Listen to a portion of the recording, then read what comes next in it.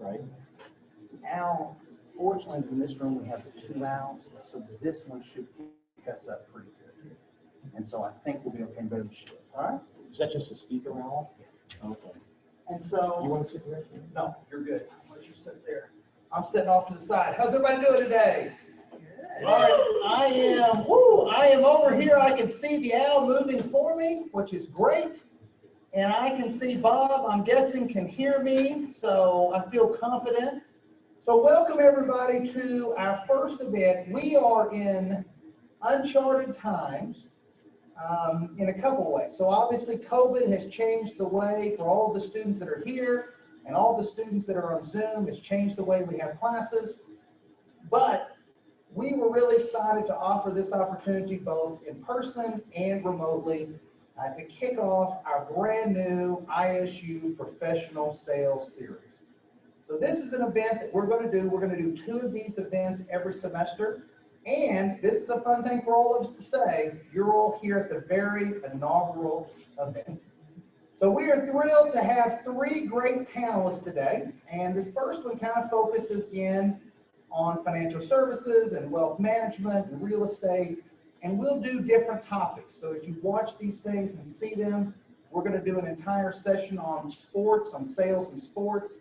We're going to do one on healthcare and pharmaceuticals, and we're going to do one on agriculture as well. So we will, Tyler, we may need Mr. Birch for that one on those things.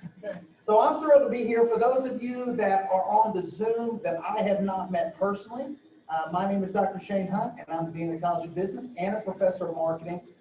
And I have a fundamental belief that sales is at the heart of everything we do in business. And my students have heard me say this, that if you are great at sales, you have unlimited opportunities in your career. So I'm thankful for our 3 great panelists today to be here. Before I have them introduce themselves, you see a picture up there of Dr. Bob Houghton.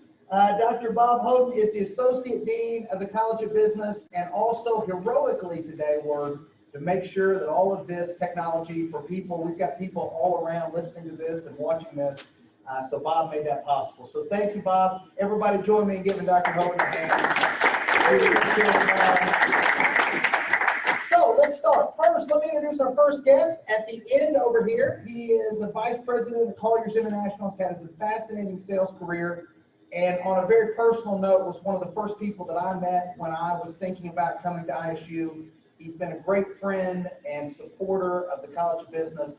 Please welcome my friend, Don Zebe. Your background yourself. Well, I graduated from ISU many years ago in 1980. And my first job out of college, I went to move to Salt Lake. Actually, I was in retail for a while, and then I moved to Salt Lake City and worked for a company for a short period of time called Broadcast International in sales, and then was recruited away by GE. Ended up working for GE for a number of years and worked my way up through the ranks and became a VP of sales for the Americas for General Electric. And then when Jack Welch retired, I got recruited to Oracle to start a new division for them in process manufacturing software. And you're probably wondering, how do you go from, GE was more of the telecommunications satellite industry, how do you go from telecommunications industry over to the software world? Well, that's the power of sales. You can go from one career to another career, and then finally, when my wife's from Pocatello, she said, I want to go back home. So when I got back to Pocatello, she said, what are you going to do? I don't want you staying home. And I said, well, I'll do something. So I bought a bunch of ground and developed it and got into commercial real estate sales. So there's a great opportunity when it comes to sales to work your way through and find a niche that works really well for yourself. So I'm excited to be here. I'm also on the board of the College of Business in the advisory board. Love working with Catherine. Love working with Shane. Grateful that I'm here, and so. You can use us as sounding boards tonight, and we hope you ask us questions, and we're just really excited to be here. Absolutely, Don. Thank you so much. Our next panelist who provided an amazing lunch at his office yesterday, which was great. We should do that every Wednesday, Joel. But please welcome our friend, Vice President, Sanctuary Wealth, Joel Phillips. Just to be really clear, the great lunch consisted of Jimmy John, so it wasn't really anything that special. Joel Phillips, I am one of the owners and partners, advisors at a private investment firm here in town called Sanctuary Wealth Management. Our little company manages about $250 million on behalf of about 250-ish families. Only about a third of those are here in Pocatello. We've got a satellite office up in Idaho Falls, one over in Twin Falls, one down in Logan, Utah.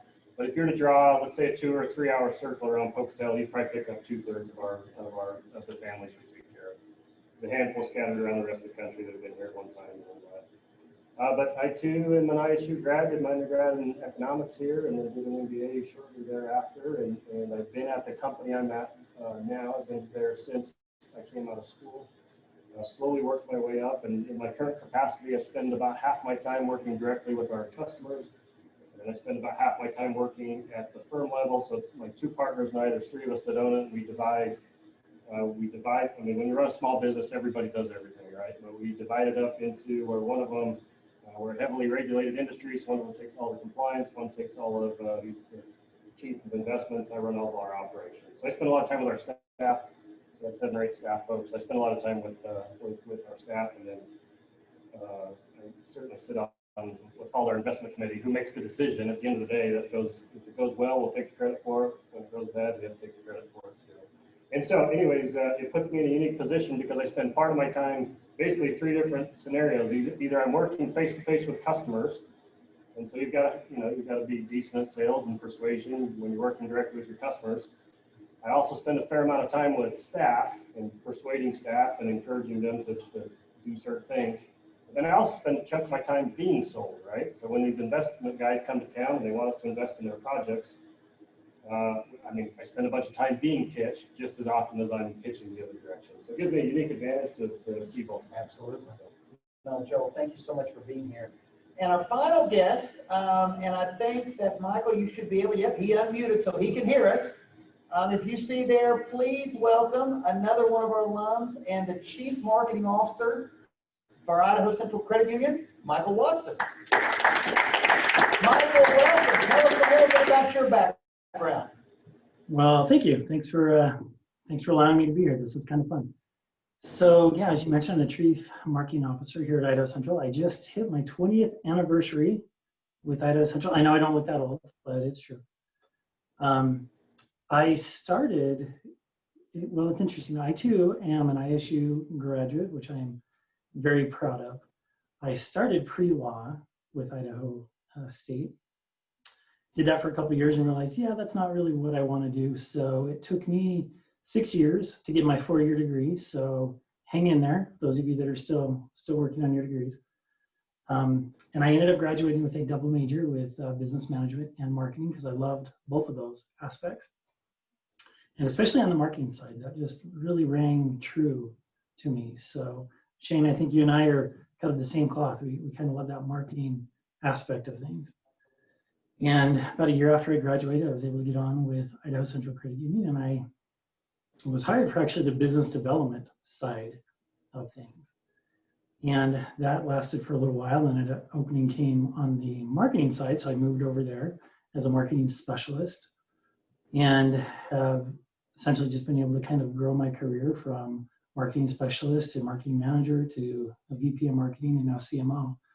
And so currently my responsibilities, I get to oversee all, of course, the marketing side of things, but then we also have the business development team, which is essentially our outside sales team. And that is a lot of fun because that is a fun group of individuals with incredible personalities. So it's very fun to be associated with them and to get to work with them. And just a little bit about Idaho Central. We just surpassed $6 billion in assets. We have 40 locations throughout the state, and we'll soon be moving into Washington in that area. So we're having a lot of fun growing in Idaho, and it is a pleasure to be here tonight. So thank you. Michael, that's good. Everybody hear him okay? Was that good? Bob, you might, if there's possible, or Michael, just speak up a little bit. Some of the speakers in here are not because it's such a big room, but that's perfect, Michael. Thank you for being here. And we're going to talk more about what business development means, because I can tell you that when I was a college student, I had no appreciation for what sales was. So I'll tell this quick background story. My understanding of sales, and I told Michael and Joel and Don this story yesterday at Joel's office.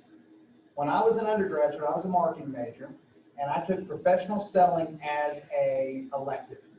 The entire professional selling class was us taking 4 multiple choice tests, and we watched the movie Death of a Salesman. Have you guys ever seen the movie Death of a Salesman? So here's going to be my advice to you: don't watch it. It's hideously depressing. I remember telling my buddy in class, I'm like, hey, Dustin, I don't want to be in sales because Dustin Hoffman lost all his money, his family hates him, and that's what sales was, right? This kind of thing. I had no idea until I kind of went to a Fortune 500 company. If you think about the 4 Ps, I was a pricing analyst, I was a product manager, got into sales. And so my first question, and Joe, we'll start with you on this. What are some of the misconceptions that probably most students and maybe most people outside of sales have about what it means to be in sales?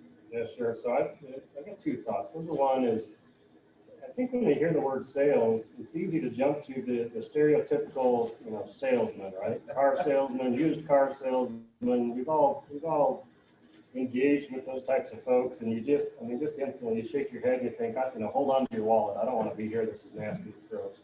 And those still exist and they're out there, but I think things have changed a lot, and it used to be that the sales guy or saleswoman used to hold all of the information, right?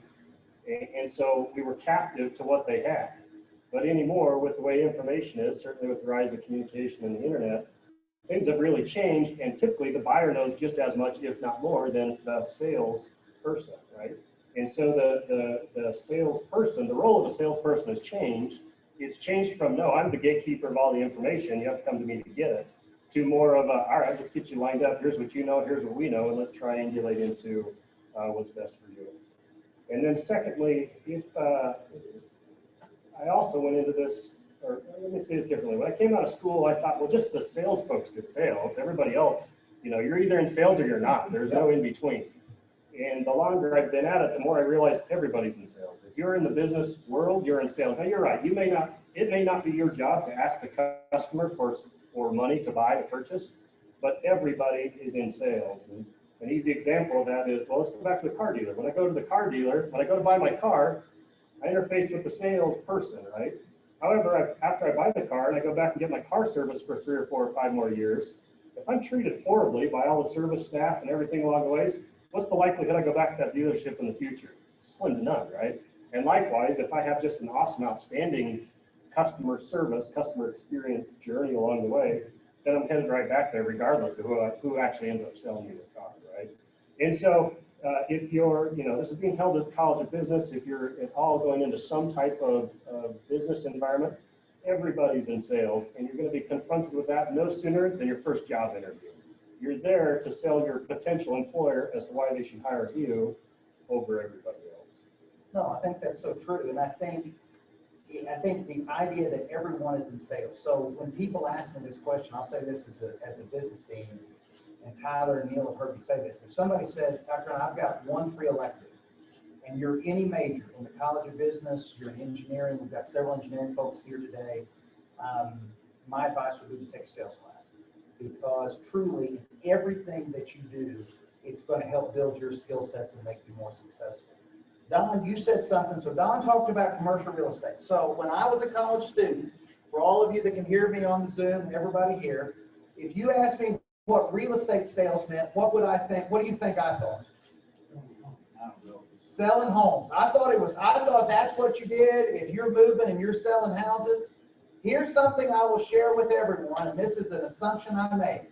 If there is a great new enterprise, company, retail store, restaurant that comes to Pocatello, you should assume that Don Zebe probably had a part to do with that. So Don, I want to ask you specifically about commercial real estate. What does that look like? So being in commercial real estate, you talked about buying that and developing things. What does that mean to be in commercial real estate sales? Well, it definitely is a different animal than just selling homes. And in commercial real estate, one of the jobs that you've got is to attract businesses to your community. Because you're trying to develop your community as a whole, and so you're giving a lot of yourself. And so it requires, and I know this may sound a little scary to some people, but it requires cold calling, right? You got to pick up the phone and call. When I started working to try to get Hobby Lobby to Pocatello in this area, yeah, they were all over the country, but I had to call that vice president of sales of real estate at Hobby Lobby and spend time with Brian and say, here's why you should be looking at Pocatello. And so I had to sell the community. I had to sell all the things that were going on here, and then got enough of an interest where he says, well, okay, I'll come out and see you. And then when he got on a plane and came out and flew into the Pocatello airport, and I took him around town, he was a little shocked, right? I mean, they were down in Oklahoma City. They are. Is where their corporate office is. But as we began to go through the community, and he started developing using me as a trusted advisor, because I had the knowledge of what was in the community. It's just like Joel said, I've got all the information, and I've got to defer that information to him, not just what he's reading in the paper or what other information, but I had to tell him things that were going on in the community that he didn't understand or didn't know about. And so you're ending up putting out a lot of yourself. And so it takes time to develop a network of people where you can make calls and get referrals. I use the expression today, who you know is what you know, and what you know is who you know. And that's how you build that business. So in commercial sales, you're really, there's other parts of commercial sales. There's office, which we don't have in our area here. We don't have big office buildings, but if we did, that would be part of what we do. And so it's a very specialized portion. You just don't put a sign in the ground and wait for the phone to ring, because if you're waiting for the phone to ring, you'll starve. So that's part of what commercial sales is. And as I mentioned earlier, the career that I had when I first started, and then with GE and then went to Oracle, you still had to do the same kind of, use the same kind of methodologies and strategies to find business. It's not like the guy walks into the used car dealer and says, hey, I want to buy a car. It's a different kind of a sale, but that's still a sale. So things have changed, and it's an aggressive business. It is commission only, so you've got to have a propensity to know that all your income rests solely on you. You don't get a weekly check. You don't get a monthly check unless you sell something. But the rewards are great. And I just want to touch on that because I think that's an important thing to address. We talk about that directly in the professional selling class. When I was in school and we had a speaker that came and told us that story, do you know what, as a first generation college student, I thought I'm not going to be in sales.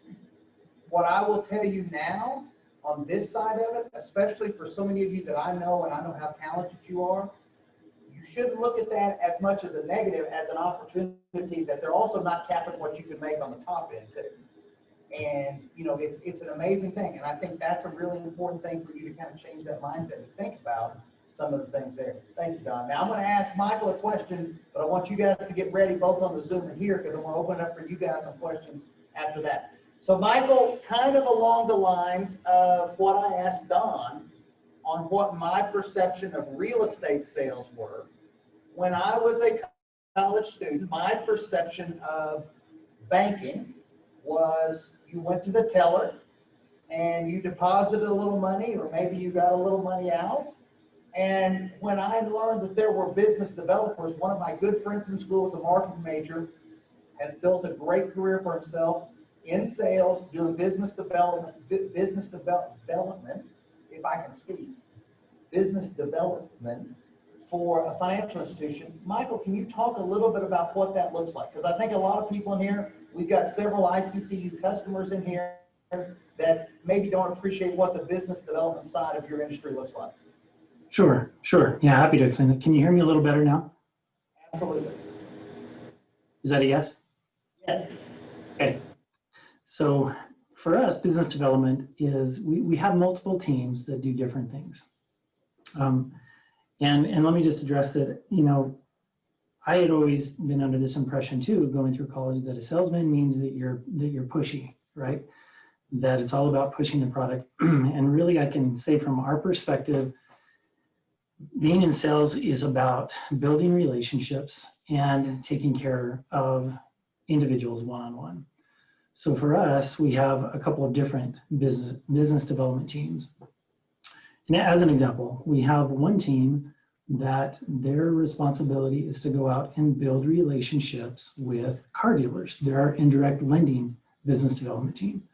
And they get to know the salesmen, they get to know the managers, they get to know the ins and outs of how those dealerships work, so that as individuals are coming in to buy a car, they're thinking, the individuals at the dealership are thinking about Idaho Central of, hey, these guys are going to take care of this person in front of me as far as financing this auto loan for them.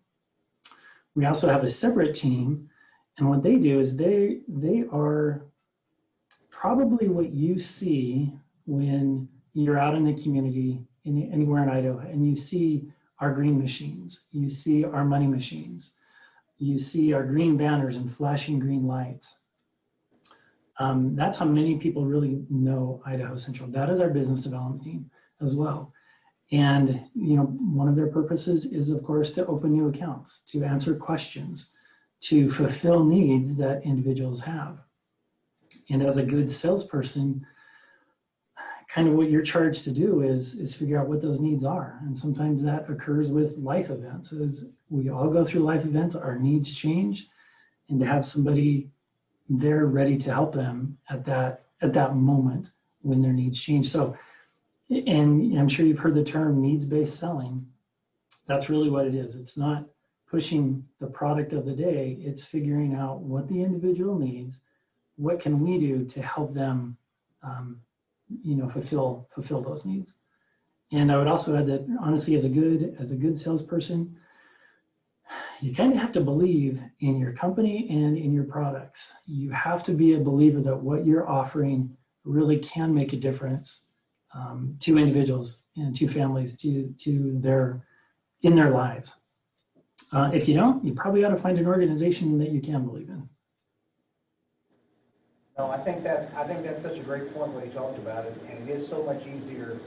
You see there's a genuineness there. So one of the things about you guys as a generation, as a college generation, all kinds of research talks about the fact that you all value authenticity and genuineness more than any generation before you.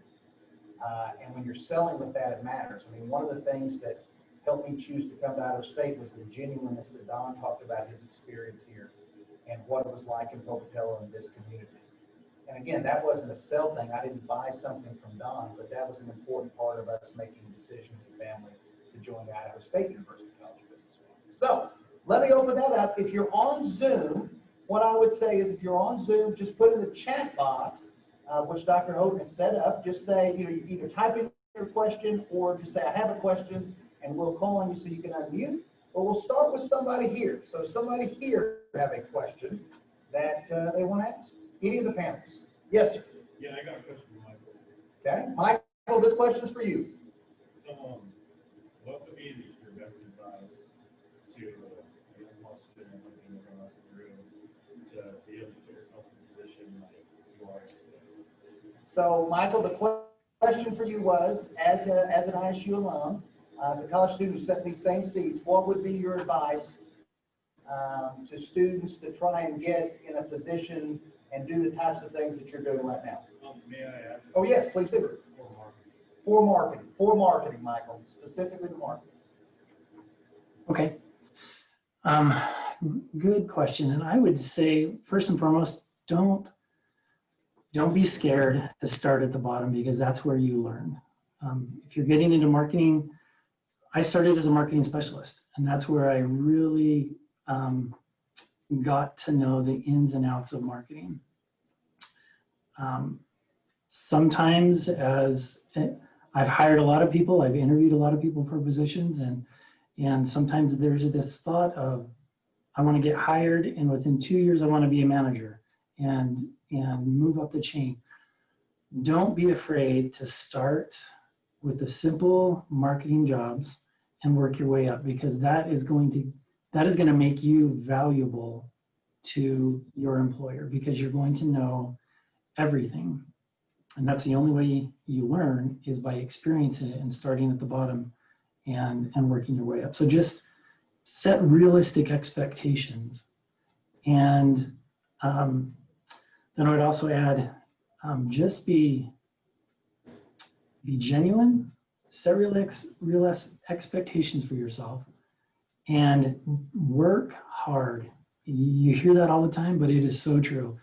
I can tell in this organization, we hire very, very small percentage of the individuals that actually apply for Idaho Central, because we want people that are going to work their tails off and love working. And just that incredible work ethic is paramount. It's great. It's a great question, great answer. One of the questions I want to ask Joel a question, because when we talk about wealth management, one of the things we have today, and I had several students, a couple people here today are finance majors. And so a lot of times I would have thought of wealth management purely as kind of a finance exercise. You're helping me invest, you're making insurance plans, you're doing some of those things. But I don't think that I would have had any appreciation of how important sales skills are in that process. Can you speak a little bit to that? Yeah, for sure. In our industry, it's a very long sales cycle. And you contrast that with, I don't know, pick something that's the opposite end of the spectrum. When I go fill my car with gas, I actually think about, go through a sales cycle to buy gas. No, you just I like that brand and I like that price, and pull in and fill up. That's the end of it. Okay, we'll jump to the opposite end of our spectrum. A typical customer, a typical client for us is somebody that owns their own business or owns a large pool of real estate or a farm or something along those lines. Their entire life savings, and it's not an insignificant dollar amount. They built their entire life savings into this, and then either they get an unsolicited offer on the place, or they get sick, and whatever it is, they're selling their enterprise, and they're large dollars. And think about it. You've got your entire life savings, so you get cashed out, you're holding on to a check. This isn't like buying gas, right? This is a pretty hefty decision to make here. And so the sales cycle ends up being extremely long. And so it's not something where, go back to our car salesman, you can't just show up and start beating that person with information, because where do they go? They go somewhere else, right? And so our sales cycle ends up being really long, and it ends up being just a lot of asking questions and letting the customer talk. Like when we walk into our first meetings, I don't have a pitch deck. I don't have, if you ask some questions, I got some information for you.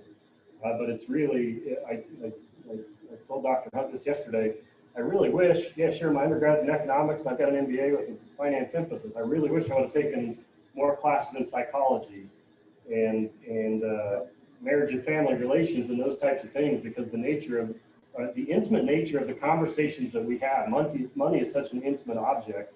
You think about just how pervasive it is in our life, and it doesn't come with an owner's manual, right? Figure it out as you go. And so here you are sitting down with a husband and wife and having conversations with them that nobody's ever asked them in their life. Nobody's ever asked them. They're truly coming to you and getting naked financially in front of somebody for the first time ever, right? And so it's some very personal questions, and that's it's not something you learn. You don't come out of the gate doing this stuff. And as Michael said, you've got to be pretty confident. You can't walk in and be timid about it. I remember very early on in my career, at the time I was relegated to just being able to talk about certain things in client meetings. And I remember the first time in 2008, I was taking part in a larger discussion, and it was my job to go through that quarter's portfolio review with the client. And this is one of the few clients I knew in the company that actually knew outside of here. We happened to grow up in the same neighborhood, or I grew up in his neighborhood. His kids and I were the same age. Anyway, so I knew him, so I kind of felt this added level of responsibility. And I remember going through these numbers, and it was going to be my job to tell him, this in 2008, that since the last time we had met, he had lost $80,000. We hadn't truly lost it. We hadn't sold the position yet, but you're down. From the last time you walked in, you're $80,000 poor. I don't know about you, but $80,000 is a lot of money, right? And especially, when I was coming out of school, that's a fortune, right? There's no way I can look this guy in the eye and tell him this. And so I got up all the courage I could and with as much confidence as I could. walked him through everything and basically told him you're down $80,000. And his response, I mean, was obviously left an impression on me to this day. He kind of winced and said, okay, and moved on. And I realized, like, oh, wow. I was thinking in my pocketbook, not in his pocketbook, right? I mean, $80,000, that's a fortune. That's a ton of money. But to a gentleman who's many multiples of that, you know, that's the equivalent of me, you know, losing a $10 bill out of my pocket or something. Yeah, I don't want to do that, but, you know, it's going to kill him probably. And so anyways, it just, it taught me that you've got to be able to deliver, you got to be able to have certain conversations and be able to have very hard conversations and be able to do it. Another question. Somebody else got a question? Yes, sir. Joe, I wanted to ask how you like to build your network with clients. Yeah, great question. So you'll never hear us advertise. In our industry, you go on one of the big national chains, Merrill Lynch, Wells Fargo, Morgan, great companies, awesome companies. They do a tremendous job. I'm biased because I sit at the opposite end. We're independent, so the three of us own it. And at the complexity level that we do, if I put an ad in the paper, nobody's going to respond to it, right? And so to your point, it's a lot of professional networking, so CPAs, attorneys, and I mean, these crusty old attorneys and CPAs, they've seen everything in the book. And so a lot of it just comes down to staying in it. I mean, it's in our industry, in our niche of the industry, it's an extremely high washout rate. A lot of folks get into it, and a lot of folks don't make it past a year or two or three. And so usually once you've been there for a couple of years, they'll start to listen to you. And then as much as anything, I mean, it's a very technical field. You can't just stand there and spout a bunch of nonsense. You got to know what you're talking about. So yeah, I'm to answer your question very well, networking, but especially professional networking. Great. It's a great question. And Don, I want to ask you a question. So you talked at the beginning about working for both General Electric and Oracle. So I tell the story as a first generation college student. I went to work for a Fortune 500 company, and I just couldn't believe how big that sounded, right? Well, Don worked and was an executive for two Fortune 10 companies, right? I mean, GE and Oracle are two of the largest companies in the world. And I think, Don, one of the things that I've come to believe, and I've kind of talked to the students, I have a number of students who come up to me and who express an interest in working for those Fortune 50 type organizations. And one of my responses is the best way to break into something like that is sales. So anything you could speak to just on experience of working for those companies, what opportunities sales in large, giant corporations can kind of provide? Great question. And when you're dealing with corporations of that stature, sales takes on multiple roles. Because and I was telling Dr. Hunt earlier about a deal that I sold years ago, and he knew the company. Yep. It was a company called WorldCom.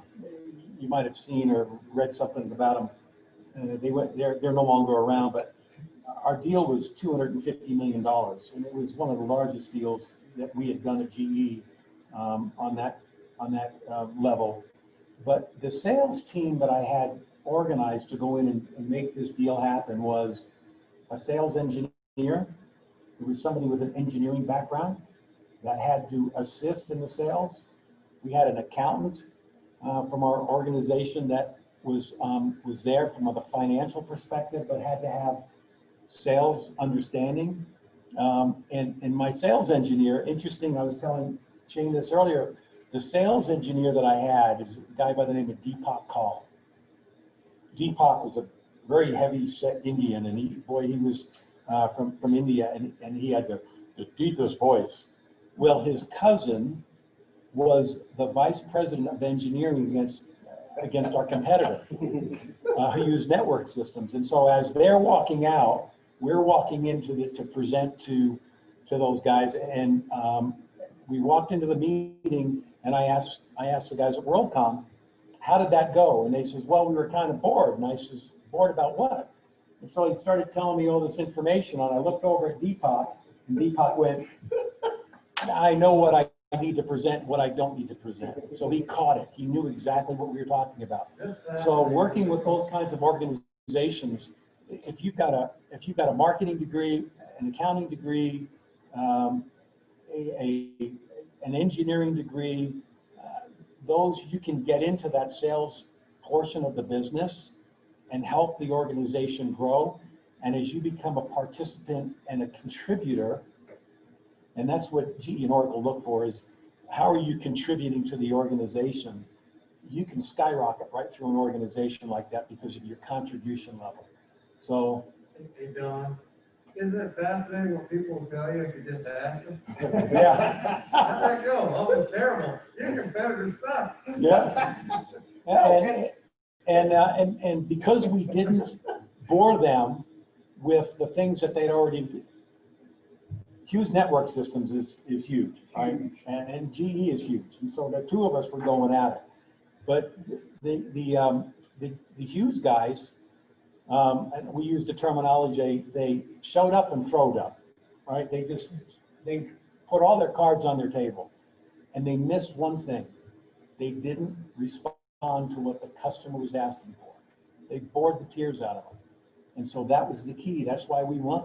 And it was, you know, we didn't get all 250 million things because of the bankruptcy, but we did get 125 million, so. That's still pretty strong, Don. Yeah, Still yeah. pretty strong. We were joking. I said one thing in sales is sometimes, especially your business to business sales, which those of you in my class, we just were talking about business to business marketing last week.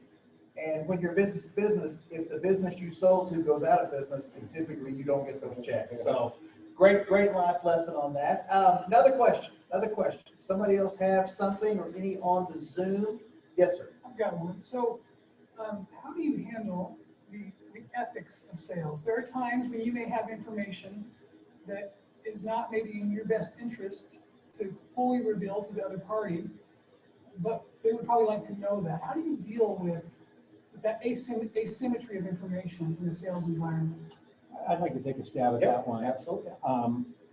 One of the requirements of GE is that we had complete transparency. And if we were asked a question and we knew the answer, we would coin it. First off, we would ask the question, why did you ask that question? So we understood, first off, why they asked the question. They may have had some background information of what they heard, and so that we could answer properly that way. I use the term, never answer an unasked question. And it's too vague, right? So you've always got to hone in, number one, hone in, why did you ask that question so that I can really answer what you're asking and understand it? And then if it is a point that I know that there's some issues, you've got to be totally honest. And you tell them so. You say, you know, we had a problem with that. And here's the answer to it. When I was at Oracle, we started up this new division in process manufacturing software. And we got asked questions all the time, like when we were at Alcoa in Canada to sell them a software system.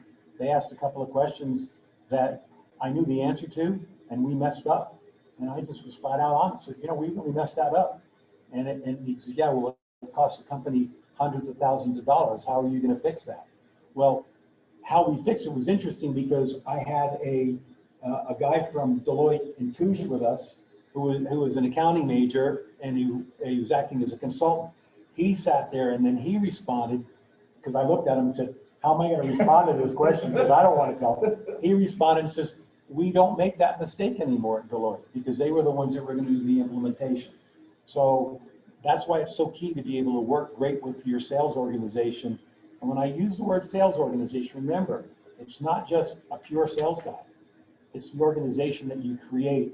At GE, we call it the GE bus, because you use the accounting guy and you use the engineer and you use the other people that help make the team successful. And that becomes what the contribution is. When you succeed as a team, there's nothing finer than succeeding as a team. No, I think that's a great thing and a great question, Tyler. And kind of something, you know, ethics and a lot of things that we've seen in a lot of different industries kind of leads me into one of the reasons that I think people do that is because they kind of fear rejection or they fear failure. And I wanted to ask a question. Michael, I'm going to ask this question to you first. But I think it's the thing that a lot of students are most fearful of. It was what I was most fearful of when I was first in business development. It was difficult for me to get told no.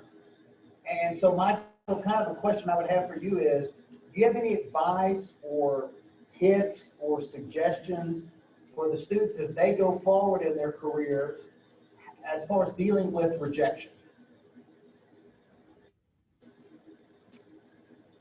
Well, I think first off, it's just being honest with yourself and knowing, yeah, it's going to happen. You're going to be rejected. But what makes up for it is those times when people accept what it is you're saying, what you're talking about. And typically those highs far outweigh the lows. So you just have to talk yourself through those times and remind yourself that, why am I doing this? What is it about what I'm doing that I love? Focus on those instances, and those positive times will come when you're going to close the sale and it's going to feel amazing. And you get that high, for lack of a better term, of when you are able to close the sale, when you know that you have truly helped somebody, truly helped an individual, and truly helped a family, that it completely makes it worth it. It's kind of funny. I have a brother-in-law who's a marriage and family therapist. He runs that program at Utah State University. He's in charge of that program. And I had this conversation with him at one time, asking him, but how do you do this? You see so much negative. How do you keep doing what you're doing? He says, yeah, but I see the positive of what happens when it works. I think it's very similar in sales, that when you truly feel like you have helped somebody, that you've helped your company, you've helped those individuals, it makes up for those times when you are turned down. And I think in some aspects, a good salesperson has to have a competitive nature where they say, oh yeah, all right, well, I'm going to get out there and I'm going to make this happen. No, Michael, I think that's a great point. And we have several people in this room that are student athletes here at Idaho State. We've got several people on Zoom that are student athletes out of state. Don was a student athlete out of state. And one of the things that I've had companies before request, when they say, do you have any great sales students, they'll ask me specifically to put 1 or 2 student athletes in there. And their rationale behind that is, they, to Michael's point, want someone that has a high level of competitiveness because of what that is in sales. Joel, I'll ask the same question to you. Any advice for dealing with rejection? Because here's the thing. First time I sold, first 10 people I sold to, you know how many I sold? Yeah. So if I sit here in the class, Neil and I talked about this, if I sit here in the class when I was a student, I was like, you know what, I'm doing pretty good. Making a B in the class. I'm feeling pretty confident. If you said, Shane, you're going to sell to 10 companies, how many do you think you're going to sell to? I wouldn't have been arrogant, but I'd probably be like, 4, maybe 3 being new. I sold to 0. And companies 11 through 20, it was 0. And I would go home, and I was newly married, and like I said, first generation college student. My wife had asked me, or my parents, my mom and dad asked me, how's it going? And I'd just be like, I mean, it's okay, but I don't think I'm smart enough to do this. And that's something that you, to their point, you have to overcome. Because it wasn't that I wasn't good at what I was doing. It wasn't that Michael or Joel or Don are not great at what they're doing. But that's just the nature of that. The rejections are a lot more in quantity, but I love Michael's point that the successes are a lot more in quality and the impact they have. So Joel, any tips? Yeah, no, I'm going to add the same thing, is that if you're going to be in sales, rejection is just part of it. But you got to think about, what are they rejecting? Are they rejecting you personally? Like, what are you scared of? Like, I mean, so a customer tells me no, my entire self-worth doesn't hang off of that one customer, right? Like, I still go home to a beautiful wife and kids, and I got on my motorcycle and I ride around for the night, right? I mean, if they tell you no, so what? Like, next, right? And usually what we'll try and do is we'll look at it and say, okay, well, they're not telling me. It's not like they love the product and hate me. It's the value proposition doesn't match up with what they're looking for, right? And so what we'll typically look at it as is folks are along this timeline or along this spectrum, and for whatever reason, they're just stopped in their purchasing decision. And so it's usually a matter of just visiting back against that. Either price is off, something's off, right? Something's off somewhere. And if they want to re-engage, great. And if they don't, no big deal. There's 330 million people in this country. There's plenty of opportunity. But if you hang your self-worth off of it, it's going to show up the very next phone call or the very next meeting, the very next presentation, the very next whatever. You've just got to be able to look past it. No, I said this yesterday. I was selling to a person in Atlanta, right? So I lived in Tulsa. I was selling to a person in Atlanta, and they did not want to buy what I was selling, and I was horrified. And like, I can remember thinking my wife and I were going to like a chain like Chili's. And I was like, well, I hope I don't see the Chili's. Now, why I would in Atlanta, I don't know. But it is such a jarring thing. And the only way, the advice I would give on that, the only way to get better is to sell. Because it's easier the second time than it was the first, and it's easier the third time than it was the second. And just finding that kind of reservoir of positive energy and enthusiasm on there. Can I add something there? Yeah, please do. You know, when we were at GE and even Oracle, and the larger corporations do this, and I think some others do it, is we would have, before we ever went out to go sell and do a presentation, we always had a pre-brief. We have a pre-meeting and talk about everybody's roles and responsibilities, and we would go through that. But after the meeting, we would come back and we would ask ourselves, what did we do wrong? And what did we do right? Or what could we have done better? And what did we do right? And it was those kinds of meetings that we had afterwards that lifted us up. You didn't feel as worthless. You said, you know what? I missed this, and I learned from it. And the team would go, exactly, I missed it too, and I should have covered you on it. And so it was interesting to see the dynamics within the organization, that people were coming to my rescue, and I was going to somebody else's rescue because I knew what his role was, and if I didn't rescue him, right? And that's how the teams work together, and it's so dynamic. But when you're individual, you've still got a sounding board.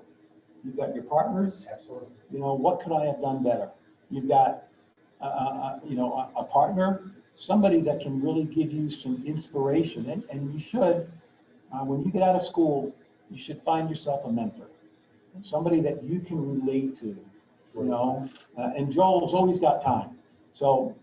I'm gonna give you Don's phone number. Yeah. But you should find a mentor, somebody that you can Absolutely. say, you know, I'm really struggling here. What kind of help can you give me? And you know what? If you reach out and ask an alum, and Catherine can help with that, you know, helping us get mentors, and so can, you know, Shane and Neil, that will help you in your career. Oh, that's a great one. Joe, you want to add something? I was just gonna add one more quick thing. Best baseball players in the world, what's their batting average? 300. Yeah, what do you have to do to make a major league team? Get 300, 3 out of 10, on base, 3 out of 10. These guys are the best of the best, and 3 out of 10 is all we can expect out of them. Yeah, 7 times. I mean, I watched the Angels the other night. Mike Trout's the best baseball player in the world. And I watched him strike out on a pitch, and he struck out the same as any of us would. And he is truly, I mean, he makes like $500 million, right? It's not a $500 million. He needs wealth management, Joel. It's not a $500 million contract, and so you see that. So I got one final question I'm going to ask. We're getting close on time, but I wanted to share with you guys and the people remotely. So we'll have a formal announcement about this coming up, but I wanted to share 2 really exciting things at this event. The first one is, thanks to the great work of Neil and our marketing professors, we are going to be the first school in the state of Idaho that's going to offer a certificate in professional sales. And that's going to be a 9-hour certificate that you can get in any major, anywhere on this campus. And we're really excited about that because Don talked about sales engineers or pharmaceutical salespeople or people that work in different colleges or have a different technical skill set. I'm biased, but I think getting that sales certificate will provide you a ton more opportunities as you get close to graduate. So we'll have an official announcement on that. So that'll start in 2021. We're super excited about that. And then the second thing is we are going to do something for the first time this April, and you'll see this in the announcement as well, but we are going to have our first ever Bingo Sales Challenge. And the Bingo Sales Challenge will be open. We will have, if you're in professional selling, you'll be participating in it. But it'll be open to any student, anywhere on campus, freshman through senior, any graduate students, anyone. We're going to have several $1,000s of prizes, cash prizes, scholarship prizes that we're going to offer. And so that will be something, so you'll get more information as we get closer. So we're thrilled about that. And one thing, I'm going to try and talk all 3 of these guys to coming back and being judges for that event. So my final question of the night to finish up, Michael, and I'll start with you. So you guys, one of the things that we are going to do, and that you all are blessed by, that I'm blessed by, being new, it is amazing to me the number of incredibly successful College of Business alumni we have throughout the world. It's staggering to me. So I was dean of the school before I came here, and it was a great school, but the group is nowhere, that group of successful alumni is nowhere near as large or as impressive as the one we have here. So to that point, connect to these people. We talk about LinkedIn, we talk about marketing yourself, connect to them. They are great resources. And they've all sat in the shoes that you are. So one of the things that we're planning for the professional sales series, all these folks are going to be ISU alums. So Michael, my question to you to finish up, you've sat in these students' chairs, you've walked in their shoes. We have people here that are both management and marketing majors. If you had one piece of advice as they go forward in their career, whether that be sales or another discipline, what piece of advice would you give them? Ooh, one piece of advice. I think I kind of alluded to a little bit earlier is don't be afraid to start at the bottom, set real expectations for yourself, and then go after it. You know your talents, find a field that plays to your talents, and you're going to be happy and you're going to be successful. It's really figuring out your talents and going after it. Now that's a little, esoteric maybe, but it's absolutely true. I've seen it time and time again working here at Idaho Central. You play to your strengths and you're going to be successful. 100%. And Michael, I think that's great advice. And by the way, can I tell you guys, every day that I get older, I believe in that more. I think if you take someone that's extraordinary, that's hardworking, that's smart and talented, I think you could drop them anywhere and it's not going to be long. I think about people that I know that are super successful, to Michael's point. I think we could take them to a McDonald's here in Pocatello and put them in there and they could have an entry-level job, cooking fries, washing floors. And you know what? I don't think it's that long before they're moving up pretty high in the company.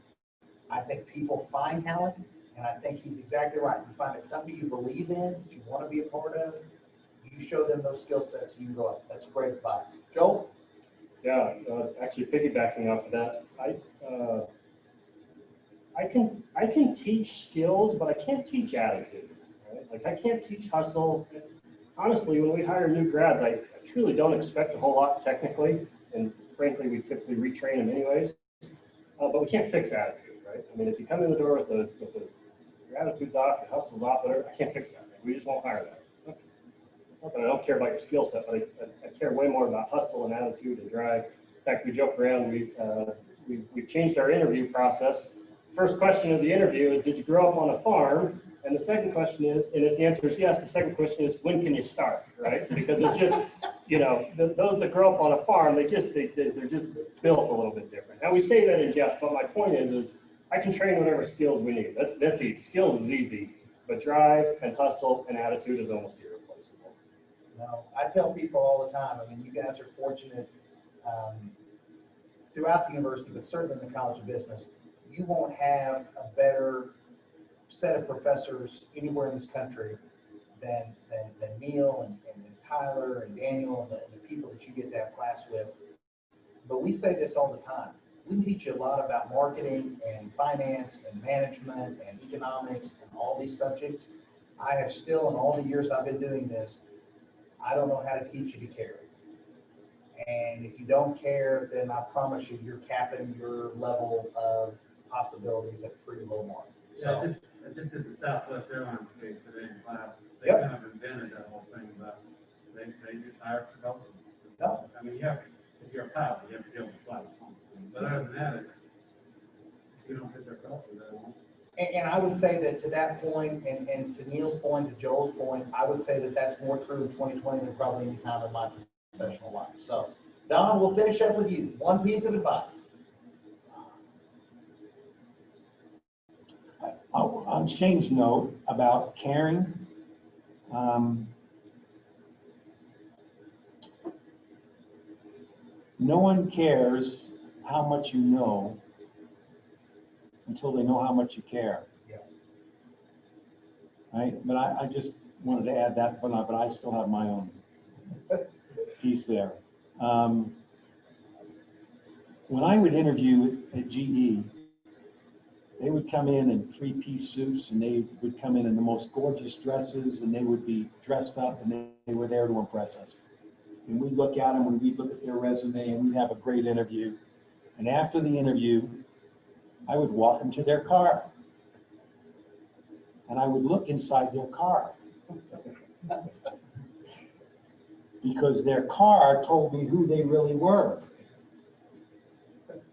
All the garbage in the back, in the front seat, and disheveled. And guess how many of those people that I ever hired, that car was disheveled? 0.